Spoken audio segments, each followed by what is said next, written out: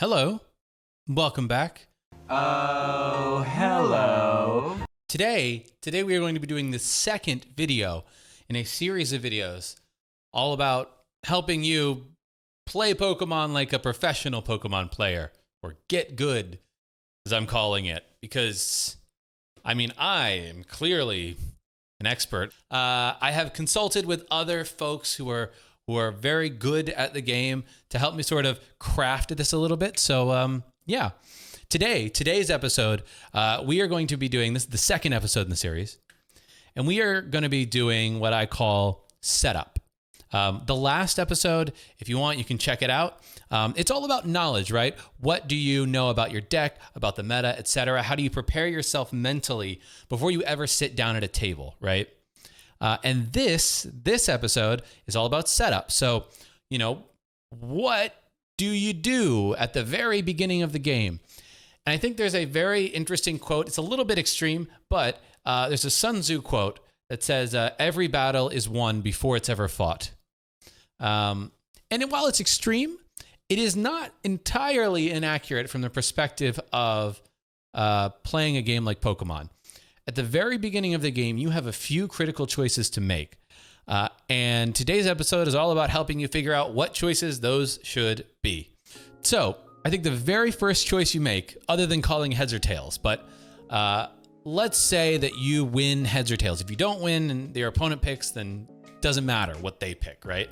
But for you, if you have a choice of going first or second, question is, what should you do? What should you pick for your deck? And every deck is potentially different. So what's important to remember about going first or second now is that there is a new rule that just got instated that says if you go first on your first turn, you cannot play a supporter card. Now, that has a huge impact on what you choose to do. Prior to this, there were a few decks that did choose to go second. Guardian, Green's Reshazard with Volcanion would choose to go second. But outside of those decks, very few decks would actually pick going second, because it's like, I don't have anything special that I can do if I go first or second. I want to go first. I get more energy on faster than my opponent, probably. So that kind of made sense, right? You just always go first. But with this new supporter rule, that changes things, right? So in terms of identifying what kind of a deck that you have, I think you have to say, okay, what examples of decks do you really have to think about? Well, let's start with one example, right? You have an example like, let's focus it up, Zacian. If you have a Zacian-based build, I would say that Zacian would choose to go first more often than not. And who knows when this video is seen by you, what that might have changed. But at the time of recording, you want to go first because you can't attack on your first turn anyways. And if you can manage to get a Zacian out turn one, even though you can't get a supporter, you can use Intrepid Sword, and it is to your complete benefit to do so. You might get energy acceleration. You definitely draw 3 cards. There is no downside to this. So with a Zacian style build, you're like, okay, well, I should just go first. I don't have any bonus for going second. If you build your deck right, then you don't necessarily need to go second. You probably have Jirachi in a deck that uses this, so you have other ways to look for Pokemon, and you might even put a Dedenne in there to see more cards. So you kind of build your deck around the fact that, yeah, I'm okay if I don't use a supporter turn 1. Now, the opposite side of that equation is something like a Greens Baby Blacephalon build. Now, anything I would say using greens, but particularly decks that don't have a lot of Pokemon in them, you would prefer to go second more likely than not. Because if you are going first and then your opponent can attack on their turn going second, if you can't use a supporter and you didn't find more than one Pokemon, you might just lose turn 1 from getting donked. So knowing that you might need a supporter to actually find what you need so you don't end up with one Pokemon down, a deck like this, any deck probably that relies heavily on a greens engine, might choose to go second so that it has a better chance of setting up. that is an example of a deck that would still choose to go second, even after all of these rules change. Now, outside of that, there's a lot of different types of decks out there. I would say any evolution-based deck, you're still probably going to want to go first. If you're not an evolution-based deck and you can get a jump start on your opponent from an attack perspective, maybe you choose to go second. I know that there is a Butterfree that's coming out in VMAX Rising that, if you get the right situation of cards, you could potentially evolve from a Caterpie up to a Butterfree turn 1, attach an energy, and I believe attack to do like poison and paralysis and confusion, some combination of crazy effects that that would be super annoying if you're the opponent of that. And for you, you're like, yeah, I'm an evolution deck, but I can attack turn 1 as an evolution deck. So yeah, I'm going to go second and catch people off guard. It's really just about knowing how your deck is built. But look at your deck and decide, do you want to go first or second in most situations? There's edge cases where you choose to do the opposite because you want your opponent to have a hard time. But in especially best of ones, know what you'd like to do first. The next point to this whole setup thing is really about your starting lineup, right? You know your deck at this point. You know all of the different Pokemon that you have put in that deck. Outside of that, you should probably get a good sense of, what is an ideal starting Pokemon for you for this deck? It doesn't have to be complicated. If you're running a Jirachi-based deck, Jirachi is probably your ideal starting Pokemon. If you are running a, Volcanion Reshizard deck, Volcanion is your ideal starting Pokemon. It's probably pretty obvious, but just knowing in the back of your mind, what would be the ideal Pokemon for me to start with if I drew the first 7 cards? Outside of that ideal, I think the other point is, what's the ideal Pokemon and how likely are you to draw it? If you've built a deck where your ideal Pokemon is Jirachi, but you only run one Jirachi, it's probably not going to happen too often. And in that case, maybe you should put more Jirachis in so that you start with your ideal starter. That really helps you when you're, solidifying exactly what those 60 cards in your deck are. If you have an ideal starter and you really want to start with it, try to have as many of them as possible in your deck list. And outside of that, okay, what's the worst case scenario starting Pokemon? For many decks, that might be Dedenne. I've played Mewtwo and Mew that ran 3 Dedenne, and I can't tell you the number of times that I started a Dedenne because I drew my hand and it was the only Pokemon in my hand. But that's what you get when you run 3 or 4 of a card that you really don't want to start with. I think it's similar for decks where you have a powerful Pokemon, but the Pokemon has, say, 3-4 retreat cost. Things like that are something to keep in the back of your mind when you're building a deck and preparing. If that's the case, if that is actually your ideal starter, there's probably a reason for it. And great. But if it's not your ideal starter, but you need 3 or 4 of them in a deck, do you have outs? Do you have switches? Do you have Mallow and Lana? Do you have Tate and Liza? Whatever that switch card might be. Maybe tool your deck to make sure that if you do start your worst case scenario, it's not the end of the world if you can't get out of it. And then finally, you have your ideal scenario, easy. You have your worst case, I only have one Pokemon and it's the one that I don't want. And then you have those moments where you're given a few choices and you really don't know which one to put down. And I think for this one,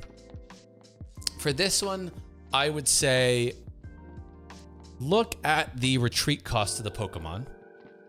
That's one important thing to do. You don't want to put something down that, yeah, I'll definitely use this later in the game, but it has a 3 retreat cost, and you're never getting out of there until it's knocked out. So think about your retreat costs. Think about how valuable that Pokemon may or may not be to reveal to your opponent. Sometimes just knowing what you have in hand when your opponent doesn't is also very important.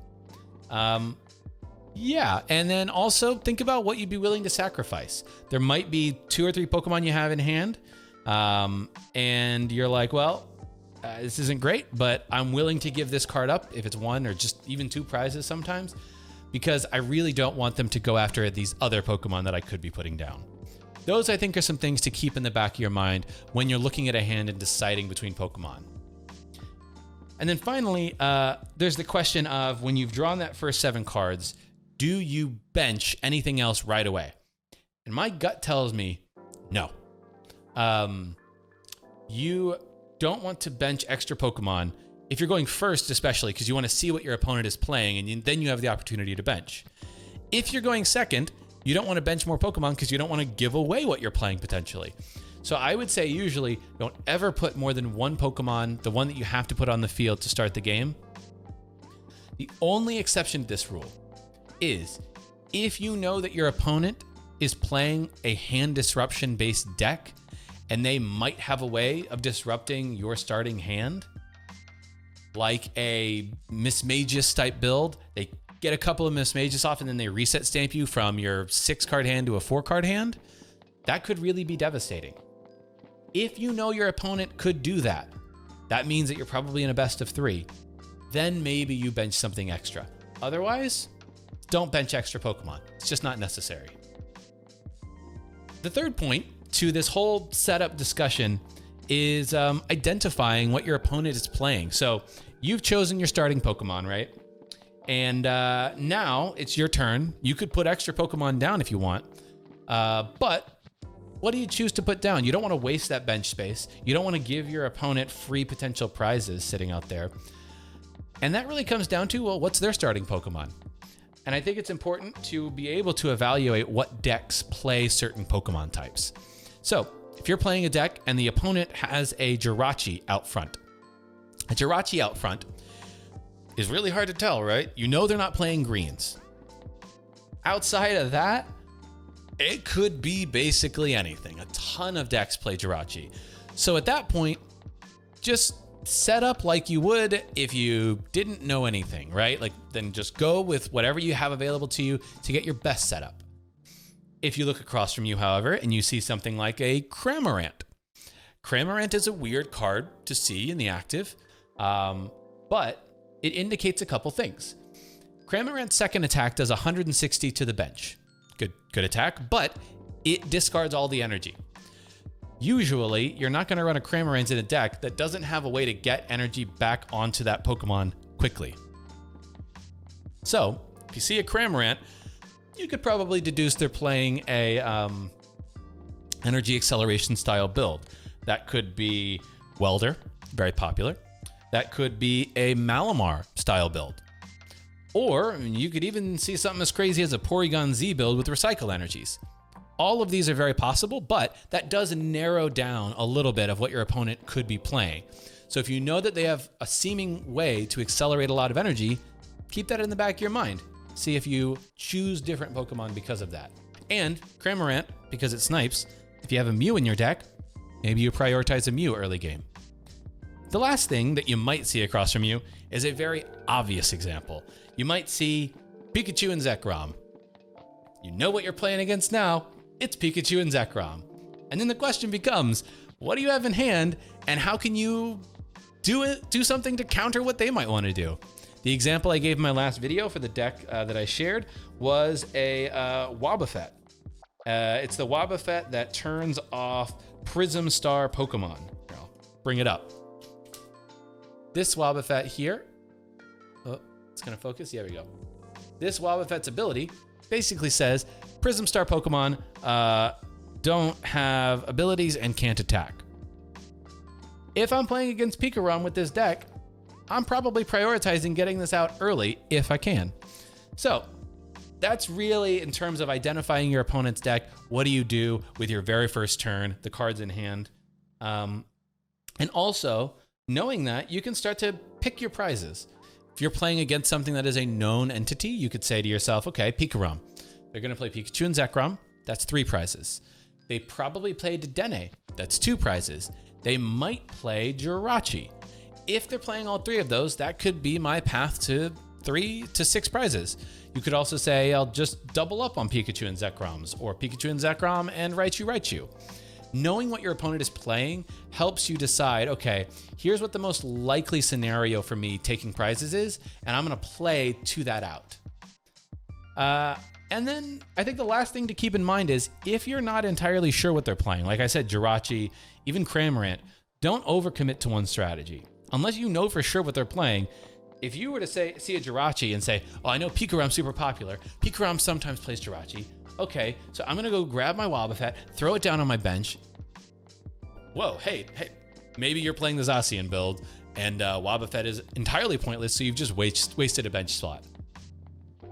Don't overcommit to anything too early in the game. That's really what I would say there in terms of benching Pokemon or discarding your whole hand to try to do something.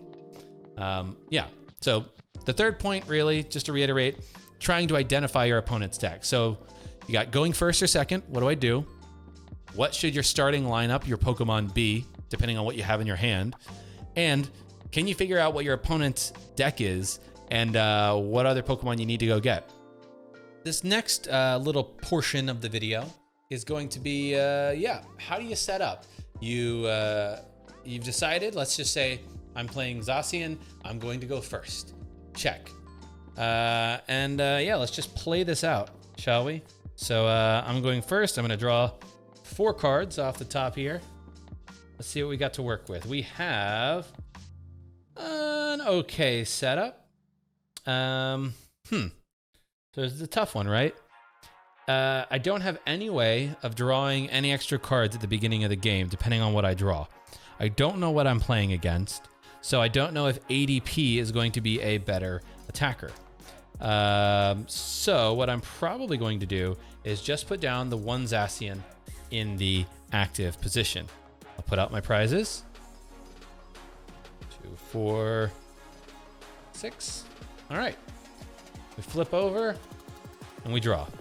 All right, so I cannot play a supporter turn 1, but in terms of setting up, again, I don't want to overcommit.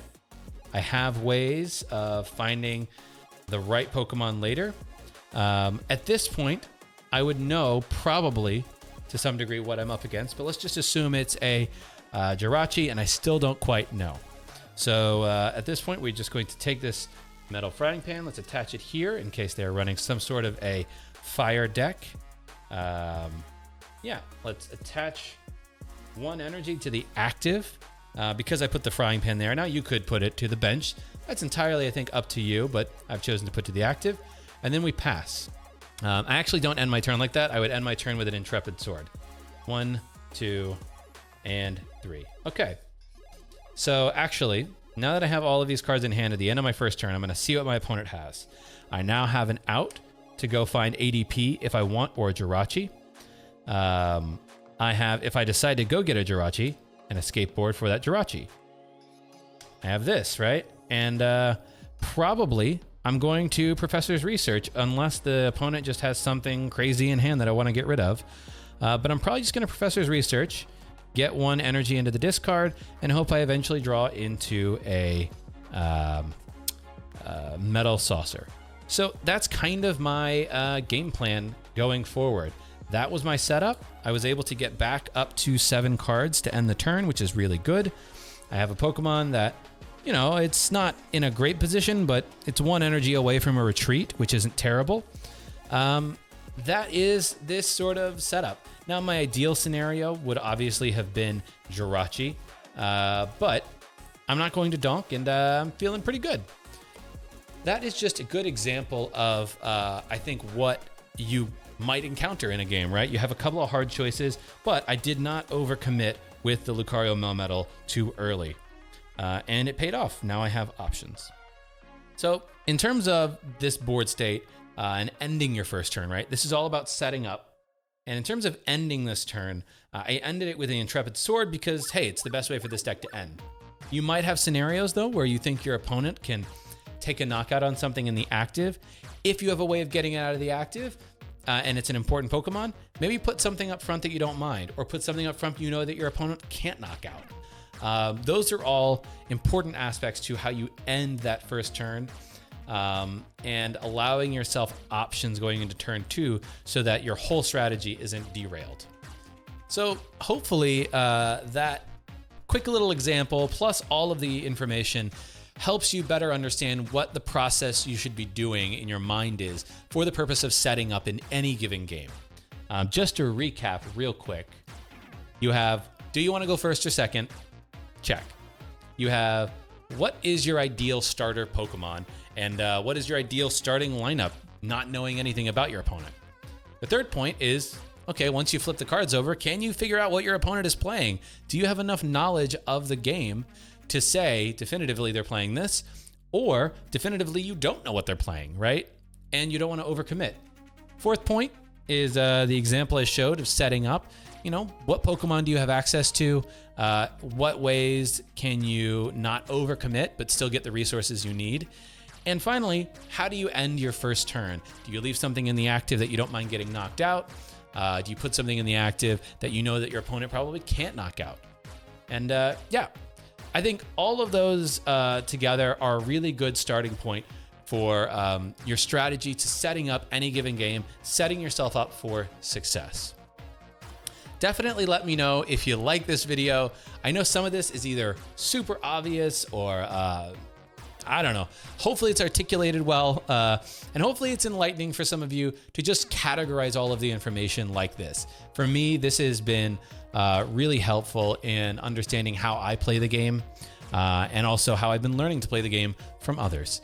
Next week, we are going to have a special guest to talk us through what I've called routing. So that's all about if you have a few actions that you can take in a turn, what is the order of operations that you should do those things in to find what you might be looking for. We're going to have a special guest, but stay tuned for that next week. If you like this, feel free to subscribe and all that good stuff. And I will see y'all in a future video. Carpe awesome.